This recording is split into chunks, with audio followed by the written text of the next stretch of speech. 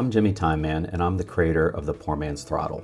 Today I'm going to go through a step-by-step tutorial on how to build it, connect it, and use it through the app. First, here we've got our parts. The two pieces of hardware showing here are the ESP32 and the IBT2. The first step that you're going to want to do is to install the firmware. Here I'm looking for the ESP32 to show up under my device manager in Windows. And once I plug it in, it'll show up in the device manager, and I'm going to take note of the COM port that it attaches to. In my case, it was COM 4.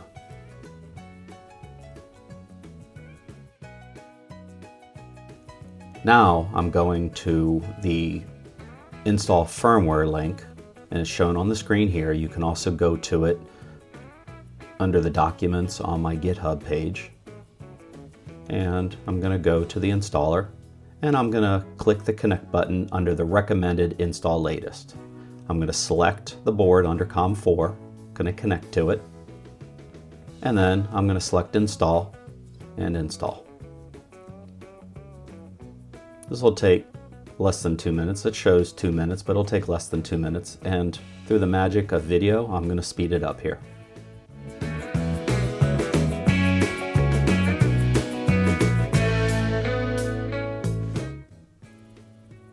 Installation complete.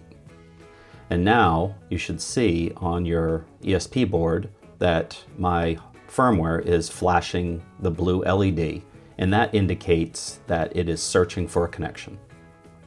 Okay, the first thing we're going to do is we're going to give power to the ESP32, and that is going to be done by connecting the USB port from the buck converter to the ESP32. And I'm just taking what will be the power source leads, which will be either a DC controller or a battery, and I'm tying them together to the buck converter that powers the ESP board. It is very important here that all of the grounds are connected together, and that happens by this one connection. You're connecting the ground from the buck converter to the, it's going to be shown here in a second, to the B- terminal on the IBT. So all of the grounds are connected through either the USB or directly here under the B- terminal.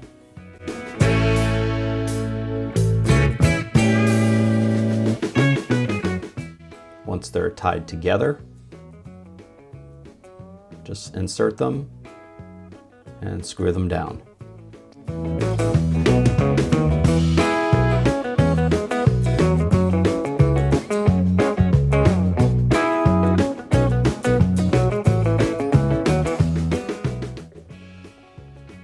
And the wires that I'm holding right there are the wires that will be the source for the power, either a DC transformer or battery, depending on if you're doing typical DC or dead rail. And here I'm showing the pin layout. We're going to use this side of the ESP32 to do our connections.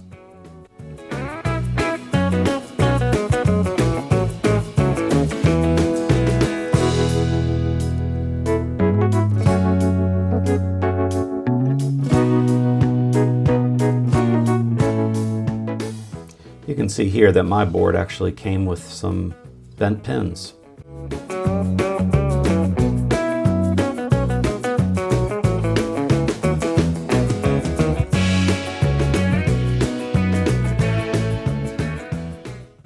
Just bend them back.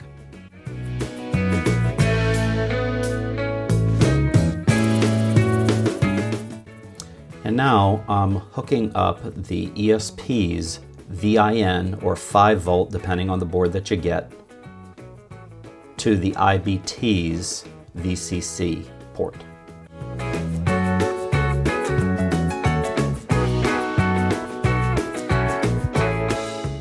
All of these connections can be soldered if you're inclined to solder. I soldered all my connections on my personal layout, but here I'm showing the non-solder route. The next thing we're going to do is we're going to hook up the ground from the ESP32 to the ground of the IBT. This is, again, very important because you want to make sure that there is a common ground, a reference point for all of the hardware to refer to.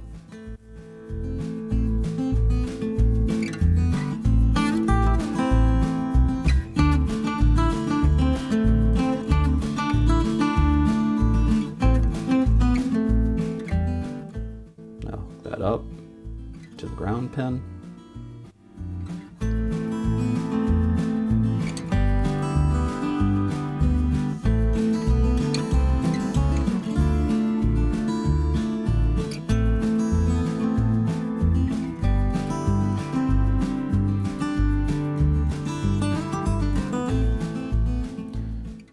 Next, we're going to hook up GPIO or pin D27 on the ESP to the IBT right enable pin R_EN.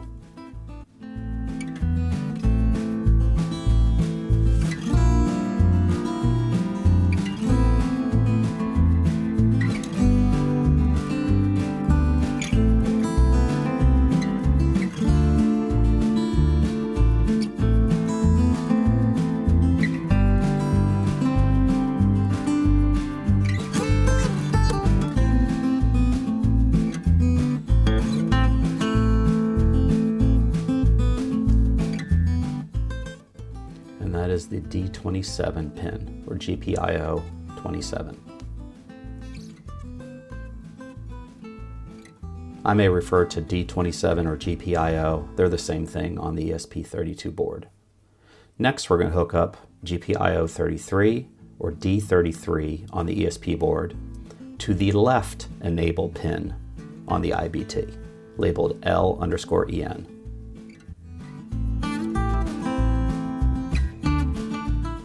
And now we have 2 more pins to hook up, and we're ready to test.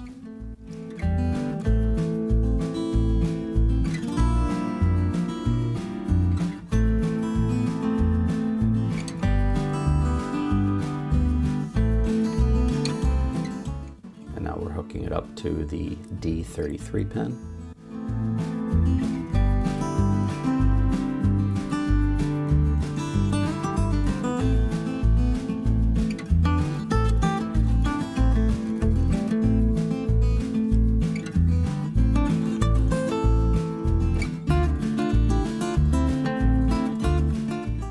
I'm going very slow so that it's easy to see.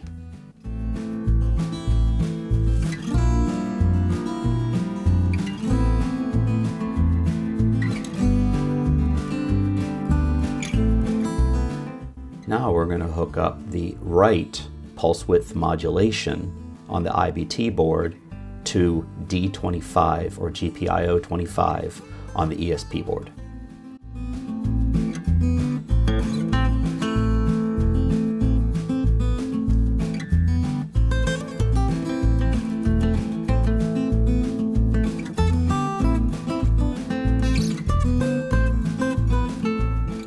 By the way, in the latest firmware, 1.7 or greater, you are able to change the configuration pins on the ESP32 that I use to control the motor driver.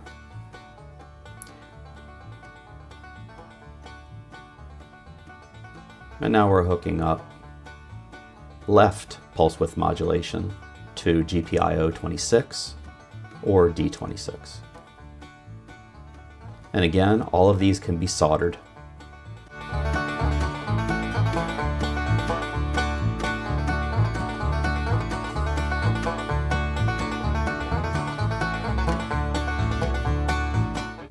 And here, because I'm recording, it's a little bit difficult for me to get it onto the pin. So I fumble a little bit.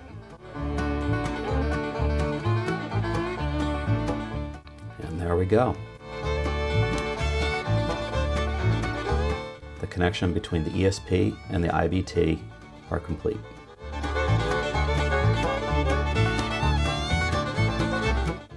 Now we're going to hook up the IBT motor driver leads, which are M positive and M negative, to a test motor that I happen to have. You would hook them directly up to either your track, if you're doing track pickup, or to your motors in your locomotive. And here, just so that I can use alligator clips, I'm plugging 2 wires into the motor lead M plus and M minus on the IBT, and I'm going to connect those to the black and red wires, to the positive and negative terminals on my motor.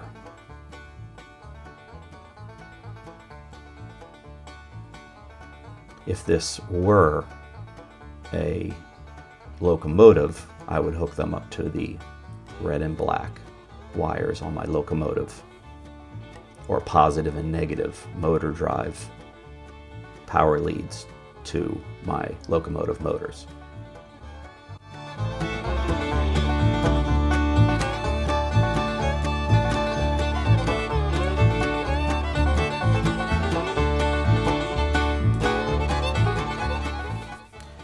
So now I'm going to do a test, and I'm going to hook up my transformer.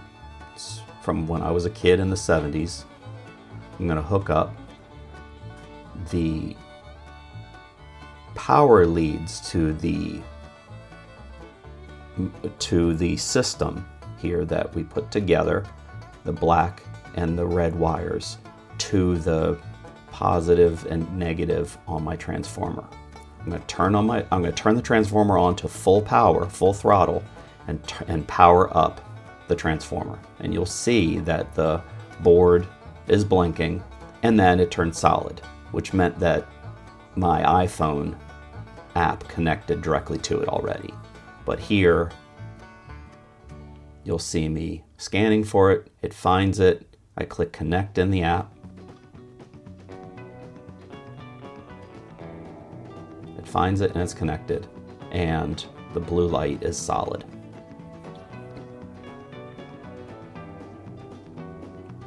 So here, I'm going to go ahead and add some throttle, and you'll be able to hear the motor spinning.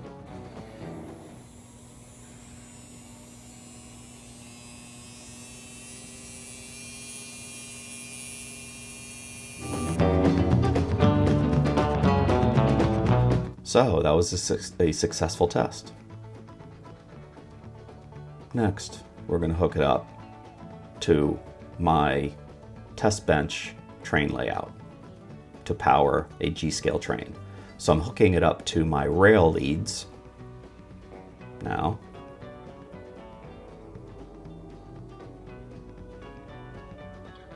And I'm going to turn on my transformer with the throttle at full speed on the transformer. Once I switch it on, it's blinking, and I'm going to go to the app, connect to it again.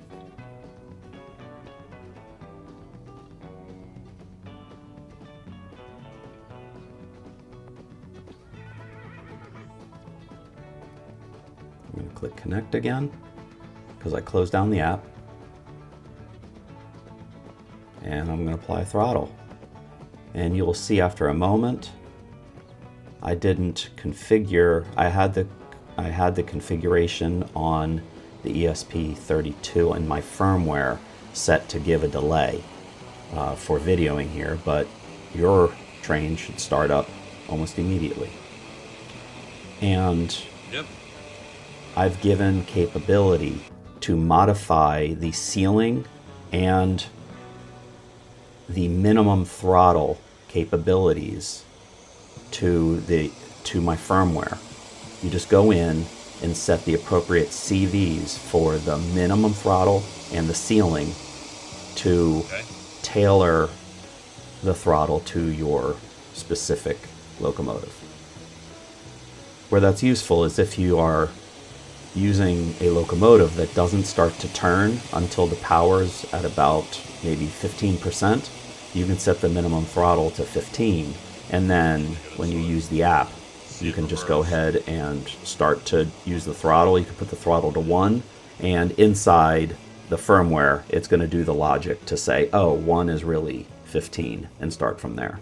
So you get full 0 to 100 resolution for your throttle, even though internally it's mapped to your train.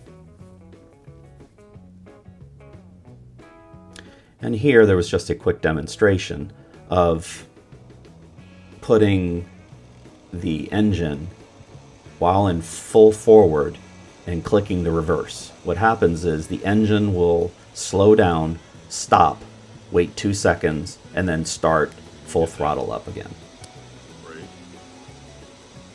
And here I'm demonstrating a brake scenario where the engine will slow down and come to a brake.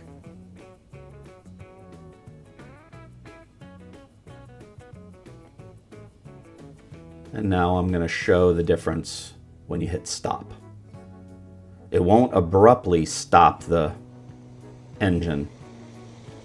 It will quickly ramp down to a stop.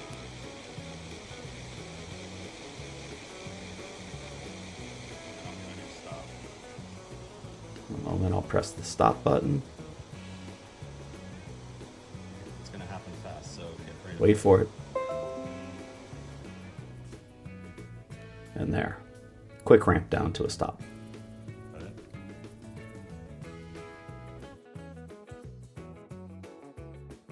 And now I'm going to go through the same process, but using a battery. This would be a dead rail scenario. So I'm going to take my DeWalt battery and hook it up. All these parts and links are available in the documentation. I'm going to connect the source power, positive and the negative leads, to the battery. I'm going to make sure the switch on the adapter is off. I'm going to hook up the battery.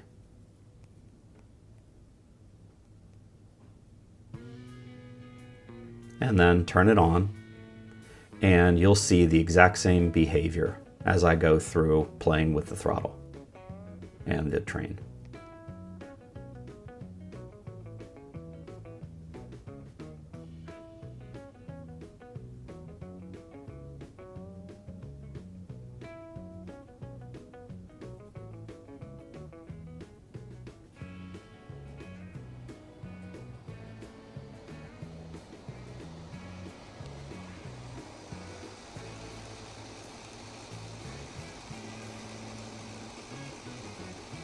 Come back to you probably. Then you can show back that it's all the battery. Now, follow the wires. Yep. Yep. You can see here that all the wiring is complete and it is powering the locomotive. And I just switched off the power. Okay. That's why there was an abrupt stop. Oh, I thought that was okay. And here's a little video of me writing some code for the throttle. And you can see in the link there a link to my README in GitHub, also available in the description. I want to thank you very much for following along, and send questions to Jimmy Time Man or Das Fossil Railroad on Facebook if you have any questions.